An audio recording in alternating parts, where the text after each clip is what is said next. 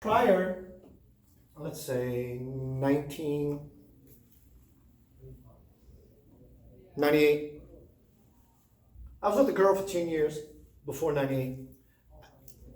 98 was the 10th year, and she said, "See you later." I'm an wanting to be an aspiring professional musician. I learned my craft, started playing some really good bands, wanted that record deal. And I leaned on her pretty hard. But she fell in love, if you will, with a rock guy. She was my food, transportation, my shelter, my intimacy, all these things. Through the fighting of many years, she said, "See you later." I had nothing. Nothing. She was all that to me, and so it all went away. And I fell into a dark night of the soul. A long time. Finally, over many years, early in my life, I was going to be a Catholic priest, and I was very serious about it. I still have that sort of image now, as far as the black and all that stuff. But I want to be a Catholic priest. My dad gives me an electric guitar. Sorry, God. Put him in the closet. And I lived the lifestyle, and then I met her. And when she left, I went back to the closet, blew the dust off, pulled out the God experience, and I said, "I need to hear your voice." Many people say, "I need to hear your voice." It doesn't happen. Somehow, I've been a good little boy along the way of my life, that I found that very passion, sincerity, humility, and vulnerability in my asking. And I asked for 3 to 4 weeks. "I need you." I was serious about it. "I need you." I really meant it. All those four components. 3 weeks later, I'm playing music at a casino. Long sets, 7 of them.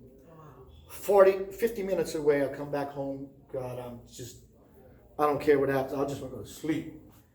And about 6-ish in the morning, I hear, "Good morning, Keith. It's time for you to wake up." Nobody's in my house. Nobody is in my house. Dream voice.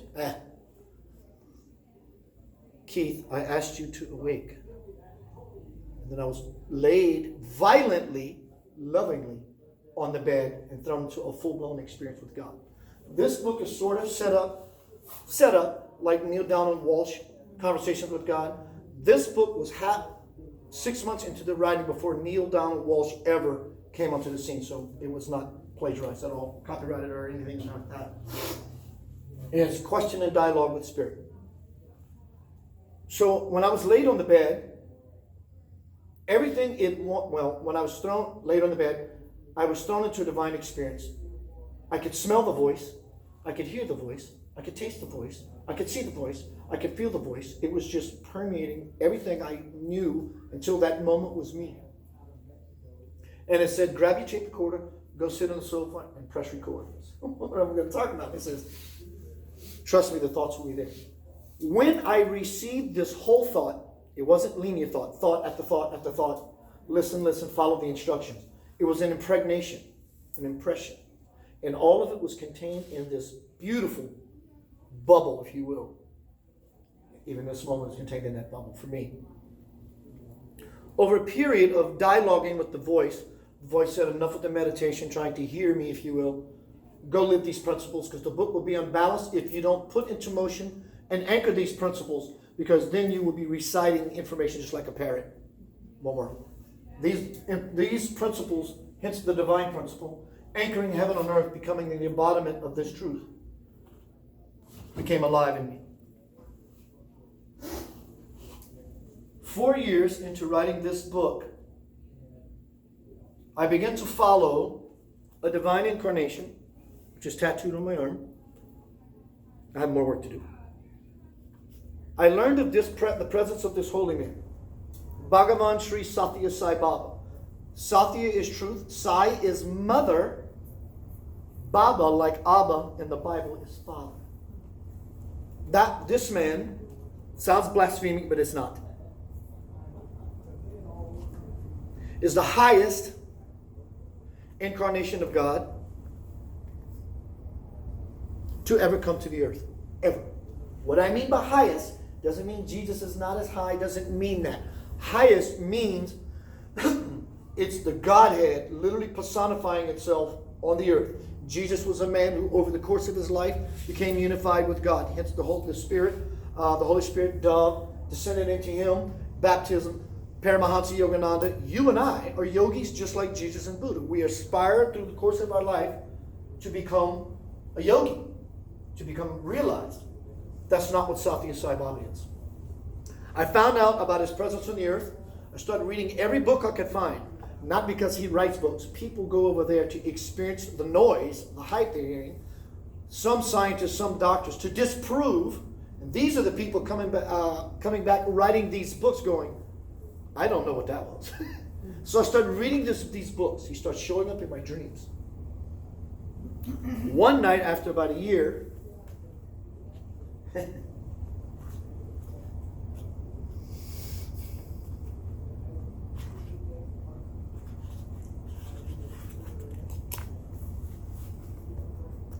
title, Dreams, Dreams, Dreams.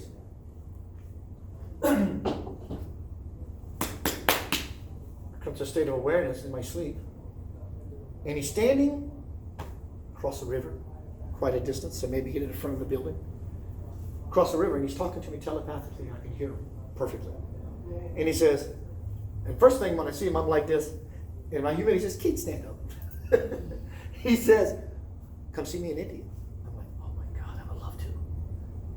But I've never done such a thing. How will I do this? Where will I get the money? I've never left the country. Because Keith, put all this nonsense down. I got you covered. You come here to put your feet on Indian soil only to turn around and go home. Do this for me. I said, absolutely. I woke up in the morning going, that was so surreal. And out of all the books I've read, that when he appears to you in a dream, you're not dreaming. That's why no one can just dream of Jesus or Buddha. You just can't do it unless you're being visited. Blessings of a holy person called darshan. So I woke up in the morning going, how will I do this? Where will I get the money? I said, Keith, stop. If you believe all the things you read, put it aside. I think I might be going to India. 2 weeks later, I get a phone call from a lady I never met. Absolute true story. A lady I never met. Hi, Keith. My name is Debbie Jabor. Hi, Debbie. What can I do for you? Keith, we have a mutual friend. The word got to me. You want to go to India to see a holy man? I said, yes, ma'am. She says, Keith, I'm a flight attendant. I got some companion passes for the year that are about to expire, and I would not like that to happen knowing you want to go to India to experience this holy man. Can I give you a first class round trip ticket? I literally fell and hurt my knees because I just dropped. I started bawling, just bawling for an hour. 3 months later, I'm standing on this ashram in the back because I got there late, only to find this 5'1" little man come out of the gate on the west. I had literally a dream, because I had a dream. I had a dream realize itself. And I'm saying, oh my God, is this really happening? This was the integration of spirit, the initiation of spirit in my life. The initiation. Keith, I am making myself known. Not just because you pray to me and here's a couple of bones here and there. Here's some scraps. Do what you can with that. No. This was truly divine fire. This was actually the integration phase of my life of spirit. This was hearing. This is hearing. This is hearing. This is all hearing. This is a way of seeing, a way of taking in information. This was actually being in the presence of a divine man, God itself, being able to touch him, have him talk to me telepathically, doing things in front of me, manifesting objects at will, changing the weather right in front of me. This was the integration period for me, for playing with spirit.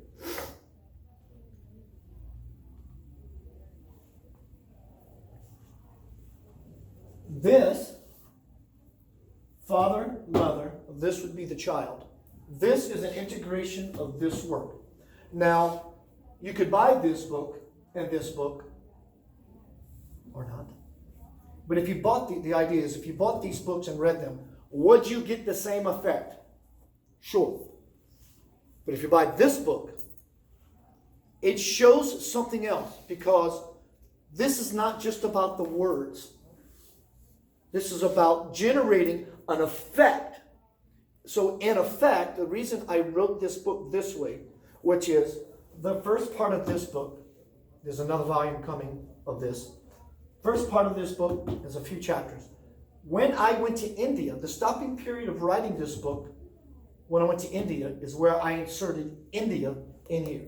Now, when I went from the divine principle, it's present, because I'm just asking God questions. I don't say like, well, you remember last week when you and I, it's all about just a dialogue. This book, I decided to write in present tense, not when I went to the ashram 2 years ago to my readers, I experienced past tense, this thing, that thing. I wrote it in present tense. Oh my God, this is actually transpiring right in front of my face. So you can see the power of this emotional process that I was going through. That this was actually happening. So you can feel the same bang that I went through. Some of these experiences I've had when I was in India are beyond understanding. Truly beyond understanding. There's no way I can find words to express to you some of these things that took place. And most people immediately think I'm talking about out here. I am talking about out here. But what was happening in here was something far greater than out there. For example, when this divine man would walk into the ashram, 35,000+ on a normal day. Wow. 250,000 on a festival day. It looks like a college, basically, the layout of the ashram. So they're all there from all over the world. Christians, Buddhists, Zoroaster, Hindi, Muslims. Everybody dressed in their religion and their garb and just loving each other. That was the greatest miracle. Beyond anything he could do with his hand. So when he would walk out, because many people flow from halfway around the world, even from Asia, even from South America, Australia, to be in the presence. When he walks out, you don't sit and talk to your friend. Oh, check out what he's wearing. You just focus on the avatar. And wherever he goes, you're just watching. When he starts turning that hand, he's about to materialize something out of nothing, right in front of you. When he starts turning his hand, everyone's energy shoots through the roof. The excitement. Oh my God, he's about to create. So notice the posture I'm doing now. It's like everybody's energy ramps and they're hunkering in on him. So if you think about at least or more, 35,000+ consciousnesses focused on a single point. I often said, Sai Baba says, when I'm with women, I'm a woman. When I'm with men, I'm a man. When I'm with children, I'm just like them. When I'm alone, I'm God. Though he has this ability to do whatever he wants, you will often see him writing. He's creating universal scripts, codes. And here, there's another aspect of this. I'll let you read the book for that if you choose. But I often wonder, when he manifests things, you got all these people, like Star Wars. The force is all around you, right? So when he starts to turn his hand, he's drawing in all this power. Here's the delicious part of it. Wherever this object comes from, because we're all invested, we all go there together and retrieve it. And we all bring it back. And you can feel it. You can feel yourself as him manifesting that. Amazing, powerful stuff. What time is it? So I know what I'm... Thank you. 11:10. 11:10. Wonderful. Any questions at this point? When you say manifesting, you're talking about the manifestation not of energy, but of a physical force? Bringing something from nothing Just into one. physical existence. Okay. Absolutely. Okay. There's so many things I've seen him do. But when you're in it, you see it as him, but you know somehow it belongs to you. You know it's your birthright. And so in this integration process from initiation to the integration phase of my life, now to the graduation phase of my life, means I still have tons of work, non-work to do. Being there in India took me out of what I know my comfort zone, to be with God. You have to get out of your comfort zone to be with God. I know when I say with God, that implies somewhere else. It's the humility I talked about that brings that something from the non-material into the material, which is this material body as an experience. So it's that very humility I talked about that opens the door, that makes the sandwich, that integrates the process. So humility in this regard is bridging the gap, crossing the bridge to the soul. Because early on in life, revering Jesus is wonderful. To a point, until it becomes non-serving. Because the whole existence and or experience or presentation of Jesus' life is so that you can become just like him. I am in my Father's in me, and I am in you. So all that, I am in my Father's in me, and I am in you. So it's all contained here. So humility, Jesus, Buddha, Krishna, is wonderful because it's the humility and the lowering of oneself that opens the self up to stand up again, to be erect, to have the birth of the Christ within you. Jesus was a man. Christ is the Spirit. Christ is not Jesus. Huh? Christ is not Jesus. Jesus became the Christ. Insinuating that the Christ is Jesus is saying, this is all it will ever be. And Jesus alone. You can never graduate. You're shit out of luck, all of you. The Christ is the Lord. The Lord is not a man. The Lord is that chair. The Lord comes from the earth. It rises up in consciousness and power and might. The reason Spirit is able to move that chair at will, because it is the chair. It's not separate from it. Otherwise, it couldn't do it. So these lessons always bring us back to home. It's about you. Always has been, is now, and forever will be. There is nothing else. Now we're here to have fun. If God is the beginning and the end, the Alpha and the Omega, we've got that straight. What is all that? You take a dot, the beginning, a dot in the end, and you draw a straight line, and you're left with one line. One. The power of one. So when we understand these simple models, beyond the pseudo-spirituality, initiate, integrate, graduate, all these obstacles in life, the holdings on to the wire, they all simply get removed. You've gotten the aha. Someone told you a joke 3 or 4 times. You dated the same person with a different face and a different name. All you say, there's no reason to tell you the joke again. The riddle's done. Yes? So in homecoming, you have recognized that Sai Baba is you. It is me. And in that phase of my life, in this phase of my life, I was like, I need help. And then it started to show up, and I began to recognize it. Oh my God, this is so fun and so delicious. I can't wait to share it to my brothers and sisters. Then I learned of him. And I follow many different avatars. Jesus, Buddha, I follow them all. But this one really got me. When I started following Sai Baba, it was all about Baba. I made my house, I had pictures, 50, 60 pictures on my house, and bamboo in the corner, and it was this huge shrine. I had a picture the size of this door over my fireplace. It was all that. And it served its purpose. And when it came time, I realized it was me. It was me. I still revere. And I still love Bob. And I love being in that energy. Because it takes me from here back to there. Which when I was there, it was actually here. So I'm losing time in my life. 24 hours is not 24 hours for me anymore. I'm actually beginning to exist and dwell in the kingdom, in the garden. What does that feel like? It's happening to me now.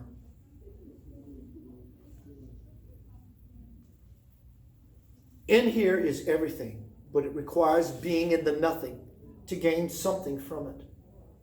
There's no noise in there. Well, yes, you already missed it. But I think you missed it already. There's nothing in there. Don't go into nothing expecting to find something. Because you will be in the something and will never achieve the no thing, the nothing, the 0 point. What is 0? It's the point on a graduated scale where the positive, the good, and the negative, the bad, on a graduated scale where they are reckoned, balanced. You don't have to pray, meditate to get there.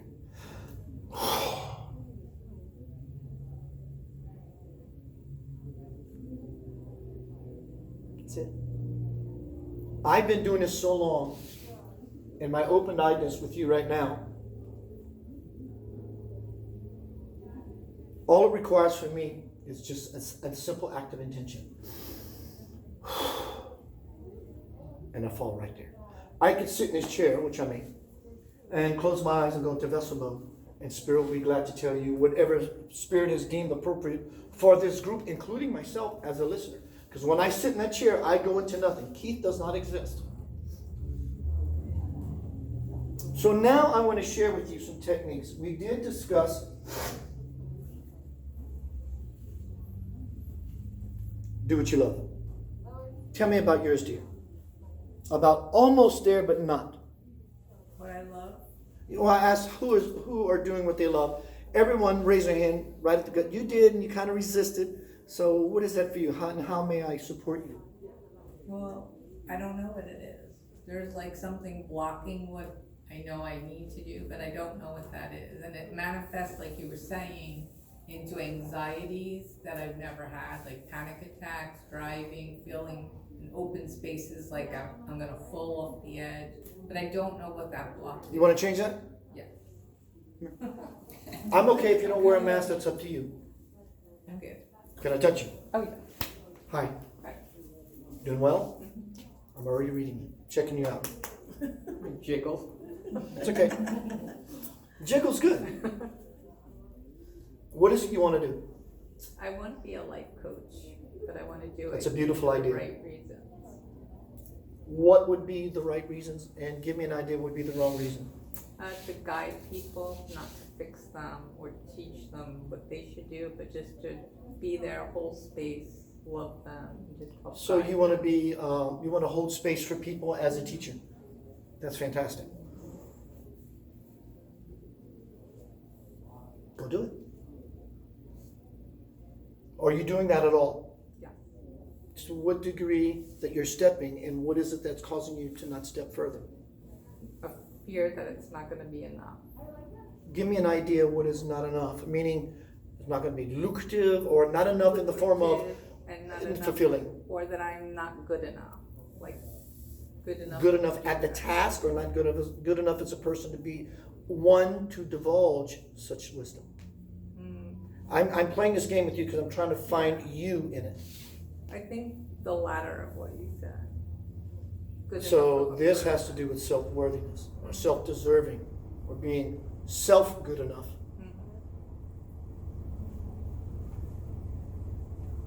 You can play that all you want. It's your divine birthright to handle and mold and wield that reality. I'm loving looking, because that's what you're doing. I'm loving looking at my not being worthy because of your past. Right. Boyfriends, relationships. Is this how all this played out for It you? has to do with children. Children, okay. What do you do? Are you taking steps to resolve this for you? What am I doing to do that? Yes. Trying to do a lot of what you said, what I've been reading about, letting go, knowing there's nothing to do. I am God within, infinite. But trying to, I say the words, but trying to right. let go of all that. You were going Resistance. exactly where I was going. So what you now do, instead of taking me as a teacher, giving you a bunch of information that you should be writing down, so go, okay, I need to take everything I said, look at it one time, honestly. Keyword, honestly.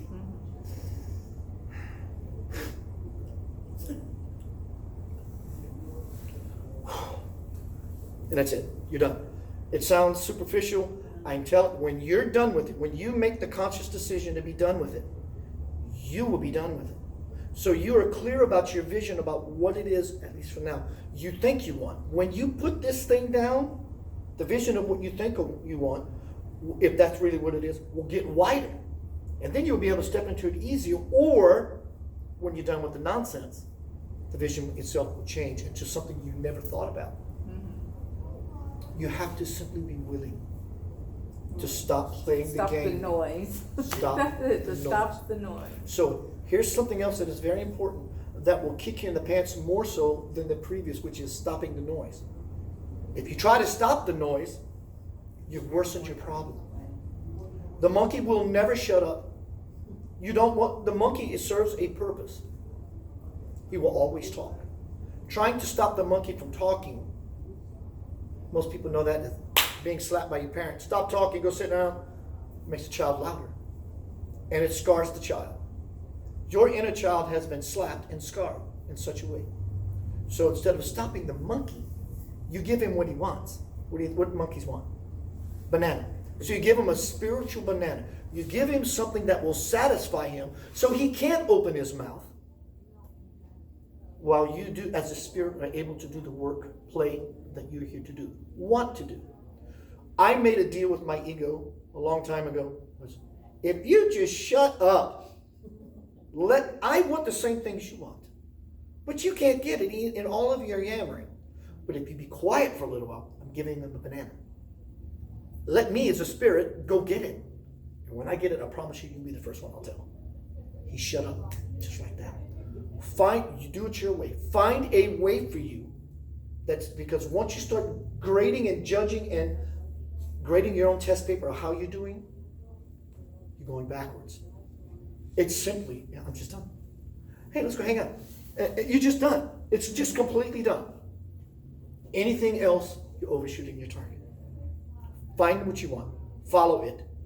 Honestly, clearly. And it will grow to a greater capacity. Or the vision will shift and go, oh my God, that's what I thought I wanted. But because I did the non-work, this just revealed itself. These blocks are really not blocks. We call them blocks to give us ideas of what something is in my way. But the something that's in your way is ourself. And I'm not a block. I'm a divine child of God. Wow, I deserve everything. And it's not coming to me. It is me. I am everything. There's nothing else. Do you see? Yeah. Thank you. You're welcome. Can I say that? Go live your passion. Can I say that a different way? The two words "I am" is so important. Right? So if you say "I am open and willing to allow my divine self to be the life coach," it's way more powerful than That would be crossing the bridge to your soul, darling. you wanting to be the life coach. Allowing the spirit to come through to coach. So that would be crossing the bridge to your soul. But now I'm going to offer you all, and I enjoy doing this myself, a way to touch your soul right here in this moment. Sounds interesting, doesn't it? You are. Come here. You can bring your mask or not. It's truly up to you.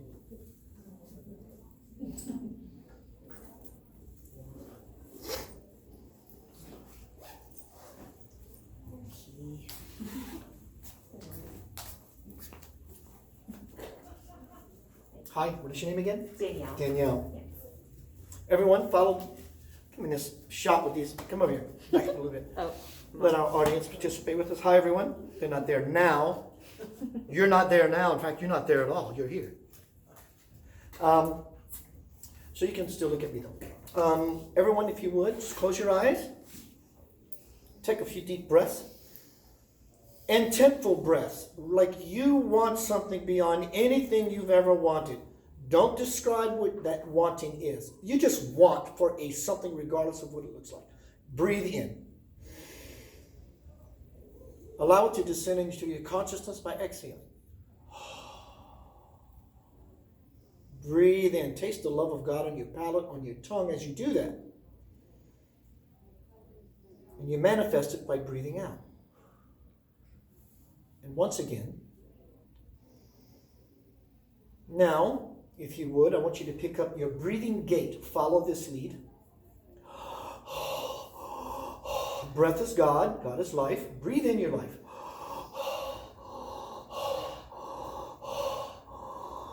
Keep up.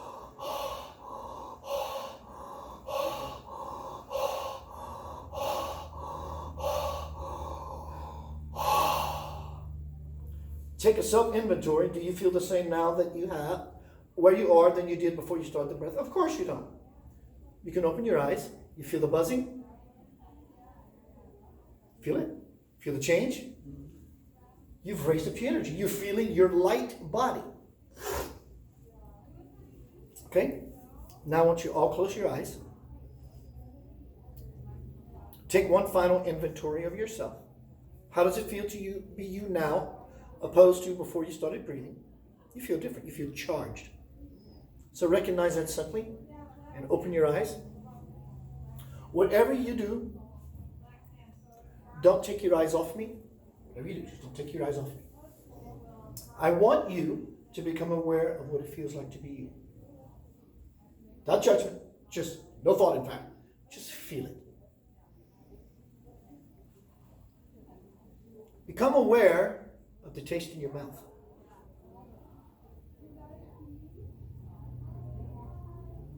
No words, just become aware. You can use words maybe to describe it, like you might taste metallic. Get beyond the words. Just become aware of the taste in your mouth. Become aware of the temperature on your skin.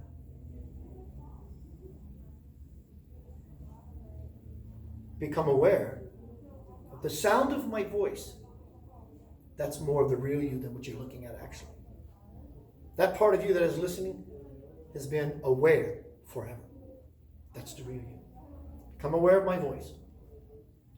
Become aware of the light source above your head. Pretty easy. Become aware of the people talking behind me. Let's do that again. Become aware of the taste in your mouth. The temperature on your skin. The light source above your head and all around you, even the ones that are behind you, you can see them. Can you not? People in the other room. You ready? Here we go. Now, take a breath. I want you at one time to feel what it's like to be you. The temperature in your skin, the taste in your mouth, the lights above your head, and the sound that's all around you at the same time. Do it.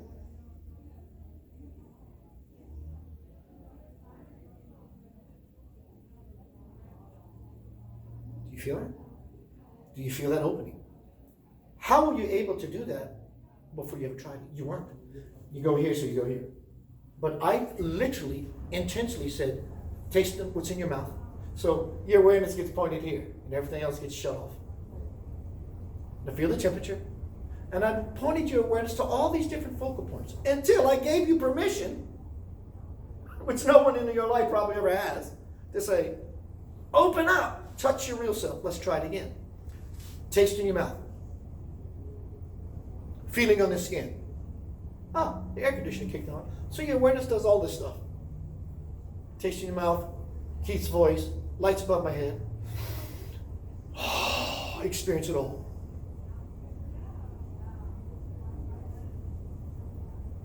You may feel some bouncing, but I know for a fact there are glimpses that you actually feel the I see them all, and it fleets, and it goes away. Thank you. This is the work, non-work, for every spiritual aspirant.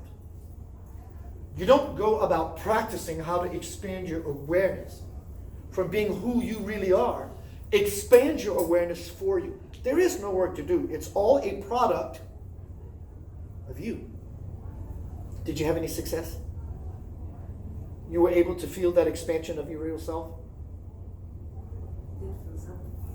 Can you describe it for me? Would you, please? Oh, sure. I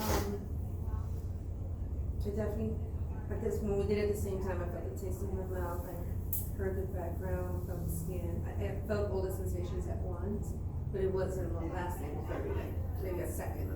You just had a quick glimpse and the door shut. Yes. But you did experience evidence of not being what you always thought you were, of being something beyond what you always thought you were. Wow. How was I able to do that?